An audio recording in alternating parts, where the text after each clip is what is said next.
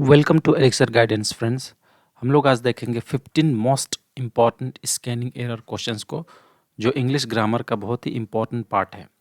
हर exam में English grammar से questions रहता ही है, जहाँ भी इंग्लिश एक पार्ट रहता है जिसमें स्कैनिंग एरर से क्वेश्चन जरूर रहता है। जैसे WBCS का एग्ज़ाम्स में रहता है, CGL का एग्ज़ाम में रहता है, CHSL का रहता है, सेंट्रल पुलिस ऑर्गेनाइजेशन CPO का जो एग्ज़ाम होता है, जो पैरामिलिट्री फोर्सेस और दिल्ली पुलिस में सब इंस्पेक्टर का रिक्रूटमेंट करता है, उसमें भी ये जरूर क्वेश्चंस रहते ही हैं।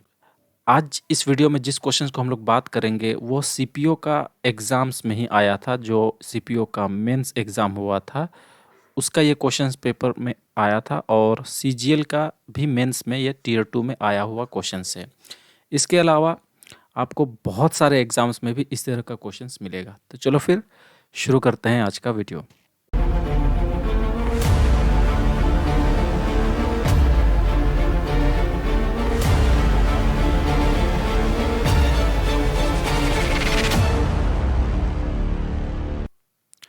So this is the very first question of the session. Question क्या कह रहा है, देखो सेंटेंस एक दिया है यहाँ से लेकर यहाँ तक, है ना। इसमें कुछ पार्ट डिवीजन किया गया है, पार्टीशन किया गया है सेंटेंस में। हमको गलती ढूंढना है, क्योंकि इसमें दिख रहा है कि सेंटेंस में ज़रूर कुछ ना कुछ गलती है, क्योंकि नो एरर का ऑप्शन हमारे पास नहीं दिख रहा है ना। ऐसे क्वेश्चंस में एक और पार्ट रहता है नो एरर का, लेकिन यहाँ नो एरर का ऑप्शन नहीं है। इसका मतलब ज़रूर कुछ ना कुछ गलती है, यहाँ पर ग्रामेटिकली एरर है। हमको उसी एरर को ढूंढना है। देखो, her health has being steadily improving since she started practising yoga.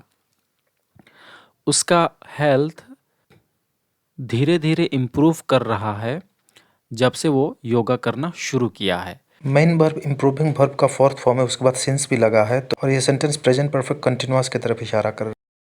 और यहाँ बीइंग लगाया गया है, तो देखो बीइंग नहीं होगा, इसके जगह में होना चाहिए बिन। ये इसका करेक्ट होगा, बिन। तो हमारा करेक्ट आंसर क्या होगा, गलती कहाँ पर है, इस पार्ट में, हर हेल्थ हैज़ बीइंग। तो ये ऑप्शन 3 में हमको दिख रहा है, तो करेक्ट आंसर होगा option 3, her health has being. यहाँ इसी बीइंग के जगह में बिन होना चाहिए था, ये गलती है। करेक्ट। क्वेश्चन नंबर 2 देखो, my neighbour is an young businessman who is very friendly with everyone. ये बहुत आसान सवाल है, आर्टिकल का गलती है यहाँ पर। इस जगह में एन नहीं होना चाहिए बल्कि ए आना चाहिए, क्योंकि यंग में प्रोनाउंसिएशन इसका वाई से शुरू हो रहा है लेटर, जो एक कंसोनेंट है, और प्रोनाउंसिएशन भी इसका कॉन्सोनेंट प्रोनाउंसिएशन है, यंग वाई वाला। तो वाई तो एक कॉन्सोनेंट है, इसीलिए ए आना चाहिए। तो यहाँ पर गलती क्या है, एन यंग बिजनेसमैन में, तो ये ऑप्शन 3 में इसका भी गलती है। Question number 3, this is only mistake he has made in the dictation. देखो यहाँ पर गलती इस पार्ट में है, यहाँ पर एड होना चाहिए एक article, definite article, that is the. This is the only mistake, यही एकमात्र मिस्टेक है he has made in the dictation, जो उसने डिक्टेशन करते वक्त किया है। तो यहाँ पर द करेक्ट आंसर होगा। देखो, द आर्टिकल वहाँ लगाते हैं हम लोग जब हमारे बात को डेफिनिट किया जाता है, हम जब बात को जोर डालते हैं, निश्चित करना होता है, तब हम लोग जनरली द का यूज करते हैं। तो करेक्ट आंसर हमारा हो जाएगा ओनली मिस्टेक, ऑप्शन 2 इसका करेक्ट आंसर होगा, गलती यहाँ पर है। Question number 4, no sooner did the chairman arrived then the proceedings commenced. देखो गलती यहाँ पर है, इस पार्ट में गलती, और गलती क्या है, ये अराइव्ड में V2 जो लगाया है ना, भर्ब का दूसरा फॉर्म, ये सेकंड फॉर्म नहीं होना चाहिए, बल्कि या तो भर्ब का फर्स्ट फॉर्म होना चाहिए, यानी कि अराइव होना चाहिए, या फिर भर्ब का थर्ड फॉर्म होना चाहिए, अराइव्ड होना चाहिए।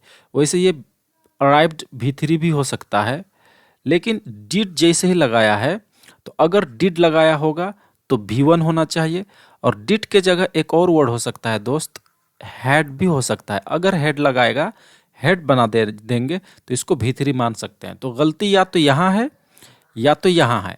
अगर अराइव्ड को V3 मानेंगे, भर्ब का तीसरा फॉर्म, तो डिड के जगह हेड होना चाहिए। अगर डिड को करेक्ट मान रहे हैं, तो फिर अराइव्ड के जगह ओनली अराइव होना चाहिए, जो कि V1 होना चाहिए। समझ में आ गया मेरी बात। तो करेक्ट आंसर हमारा होगा option 1, did the chairman arrived, यहाँ गलती है, आइदर ये मिस्टेक है और ये मिस्टेक है, ठीक। क्वेश्चन नंबर 5 देखो, she speaks very highly of both her daughter in laws.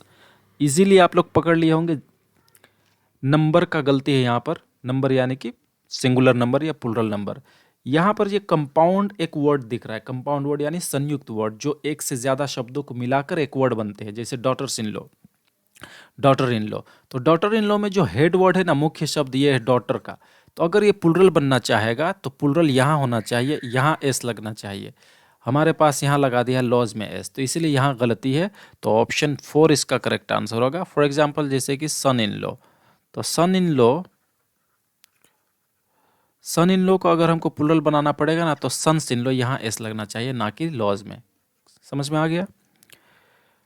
Question number 6 देखो, the news of his involvement in illegal activities have shocked everybody. गलती यहाँ पर है दोस्तों, इस हैव के जगह हमारे होना चाहिए, ग्रामर कहता है हैज। क्यों? क्योंकि यहाँ जो सब्जेक्ट है ना, द न्यूज, ये आपको एस लगाया हुआ है, इसलिए प्लूरल जैसा दिख रहा होगा, बट नहीं, ये एक सिंगुलर नाउन है, ठीक है। और ये सिंगुलर नाउन, बहुत सारे ऐसे इंग्लिश के शब्द होते हैं जिसमें एस लगा देने पर भी वो सिंगुलर होता है, प्लूरल नहीं। फॉर एग्जाम्पल गुड्स, गुड माने तो अच्छा, लेकिन गुड्स मतलब नाउन हो जाता है और इसका मतलब होता है वस्तु या सामान, ऑब्जेक्ट या आर्टिकल्स, ठीक है। तो चूंकि यहाँ पर न्यूज सिंगुलर है, इसलिए हमारा जो वर्ब आना चाहिए वो भी सिंगुलर आना चाहिए। तो हैव गलत है, हैज करेक्ट है। तो आंसर हमारा होगा ऑप्शन 3, हैव शॉक्ड एवरीबॉडी की जगह हैज शॉक्ड एवरीबॉडी होना चाहिए। क्वेश्चन नंबर 7 देखो, he could not get a job despite of his best effort.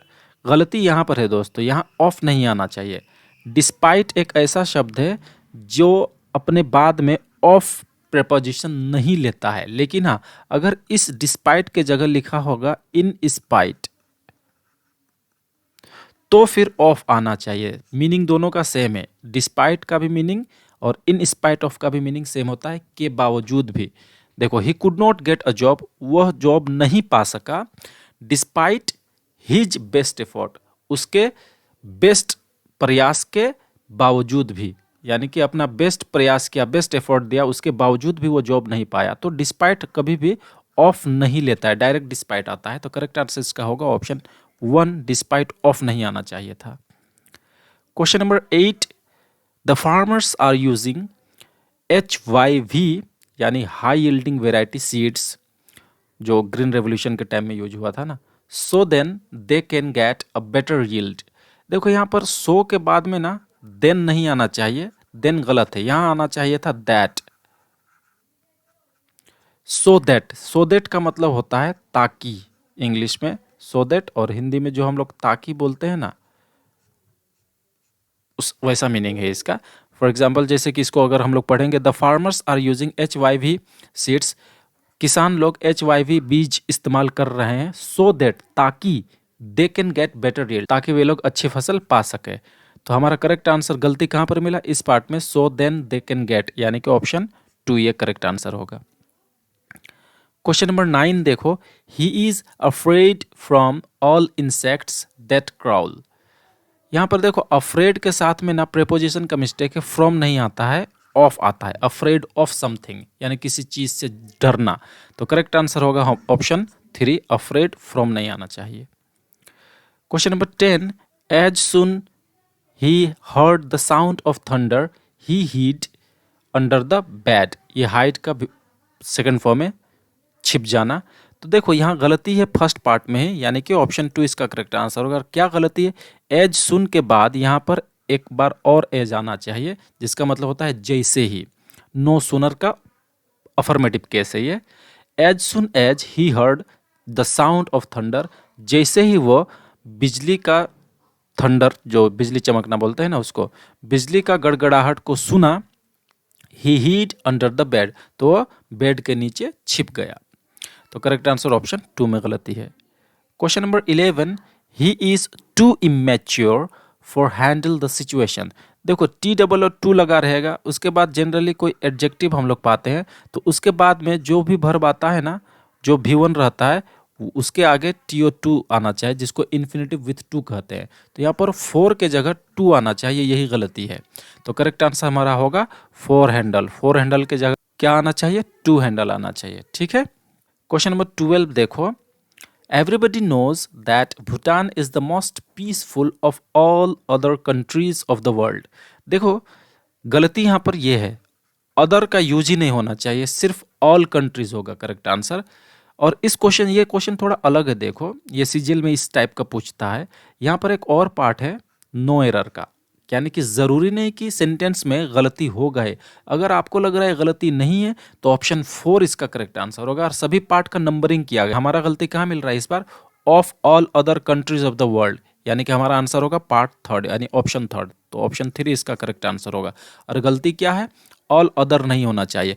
All other का यूज जनरली हम लोग करते हैं कंपेरेटिव डिग्री में, जो डिग्री होता है ना।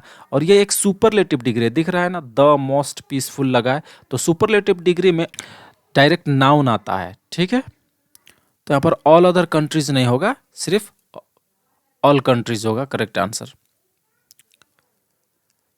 नेक्स्ट क्वेश्चन देखो 13, माई सिस्टर इन लॉज। ये पहले ही गलती मिल गया, आगे पढ़ने की जरूरत नहीं। अभी मैंने एक्सप्लेन किया था। लॉज यहाँ जो एस लगा, ये एस यहाँ नहीं लगना चाहिए बल्कि यहाँ लगना चाहिए था माई सिस्टर्स, क्योंकि ये कंपाउंड नाउन है। ठीक है, संयुक्त शब्द है, कंपाउंड शब्द है। तो इसमें जो हेड वर्ड होता है, मुख्य शब्द, उसमें लगता है प्लुरल एस लगा के बनता है। तो करेक्ट आंसर होगा ऑप्शन 1। तो ये होगा हमारा करेक्ट आंसर। क्वेश्चन नंबर 14 को देखो। Question number 14, Chilka is the largest brackish water lagoon in Asia. ये तो हमारा जनरल नॉलेज का क्वेश्चन हो गया है ना। चिल्का उड़ीसा में है और यह भारत का सबसे बड़ा लेगून वाटर भी है और ब्रैकिश वाटर भी। तो यहाँ पर गलती देखो क्या है, ये लार्जेस्ट ब्रैकिश द भी लगाया गया है सुपरलेटिव डिग्री में, बाकी सब ठीक है। तो यहाँ पर कोई गलती नहीं, नो एरर इसका करेक्ट आंसर होगा, यानी कि ऑप्शन 4 इसका करेक्ट आंसर होगा। नो एरर, कोई गलती नहीं, सेंटेंस एकदम ठीक है। आखिरी सवाल आज का वीडियो का सेशन का, question number 15, no sooner did I come out of my home to go to the market when it started. देखो गलती मिल गया। जब भी सेंटेंस नो सुनर से शुरू होगा ना, तो इसके बाद में कहीं ना कहीं, स्पेशली जहाँ पर क्लॉज चेंज हो रहा है, सेंटेंस बदली हो रहा है, चेंज हो रहा है, वहाँ व्हेन नहीं आता है बल्कि देन आता है। तो इसके जगह में देन होना चाहिए इस व्हेन के जगह। तो करेक्ट आंसर हमारा होगा ऑप्शन 2, क्योंकि ये 2 पार्ट में गलती है। तो option 2 is the correct answer. So thank you very much. Video अगर अच्छा लगे तो please do subscribe, like and share and do comment. तो मिलते हैं अगले सेशन में।